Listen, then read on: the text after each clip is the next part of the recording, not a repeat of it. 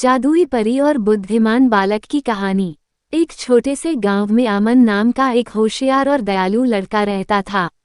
अमन को हर किसी की मदद करने में खुशी मिलती थी। एक दिन वो जंगल में लकड़ियां इकट्ठा करने गया। तभी अचानक उसे एक चमकीली रोशनी दिखाई दी और उसके सामने एक जादुई परी प्रकट हुई। परी ने मुस्कुराते हुए कहा, अमन, तुम अपनी दयालुता के कारण मुझे बहुत अच्छे लगते हो। मैं तुम्हें 3 जादुई इच्छाएं देने आई हूँ। सोचो, तुम्हें क्या चाहिए? अमन ने थोड़ा सोचा और फिर कहा, पहली इच्छा यह है कि हमारे गांव में कभी अकाल न पड़े और सभी की फसलें अच्छी हों। परी ने मुस्कुराकर कहा, तुम्हारी इच्छा पूरी हो गई।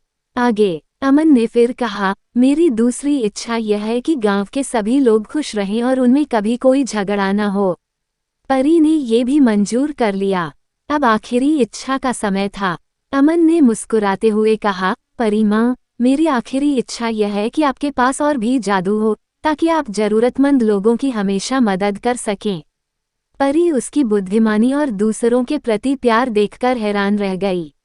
उसने आशीर्वाद दिया, तुम जैसे दयालु और नेकदिल इंसान के कारण ही ये दुनिया खूबसूरत है।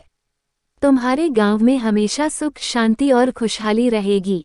इसके बाद परी गायब हो गई। अमन ने गांव लौटकर सबको ये कहानी सुनाई और गांव में खुशियों का माहौल छा गया। अमन की यह कहानी सबको ये सिखा गई कि सच्ची खुशी दूसरों के भले में होती है।